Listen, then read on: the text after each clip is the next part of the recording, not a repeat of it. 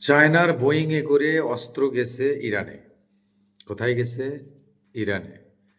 বোয়িংটা ইরানে গিয়া অস্ত্র শস্ত্র নামায়া দিয়া তারপর আবার ব্যাক করে চায়নাতে আসছে। তো চায়নার যে পররাষ্ট্রমন্ত্রী ভদ্রলোক অন্য একটা বিষয়বস্তুর উপর একটা মিটিং করছিলেন বা সাংবাদিকদের প্রশ্নের জবাব দিচ্ছিলেন। এর মধ্যে মার্কিনী একজন সাংবাদিক, আমেরিকান একজন সাংবাদিক ভদ্রলোককে প্রশ্ন করেছেন, আপনি যে ইরানের কাছে এক বোয়িং অস্ত্র দিয়ে আবার চলে আসলেন, এটা কি আপনি অন্যায় করলেন না? এটা কি আপনি সিমিলার ইয়েতে চলে গেলেন না? তো পররাষ্ট্রমন্ত্রী বলছে, আপনারা যে বিভিন্ন দেশের সাথে যুদ্ধ লাগান কোন আইন মেনে? ইরানের সাথে আপনারা ইসরায়েলের হয়ে যুদ্ধ করতেছেন। আপনারা তো আইন মানেন না।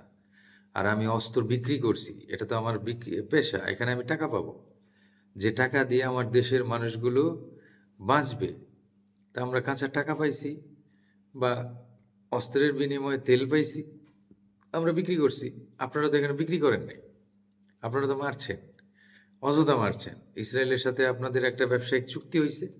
আপনারা মারছেন। তো আমার চুক্তি হইছে ইরানের সাথে। তো আমি অস্ত্র দিয়ে দিছি এক বোয়িং।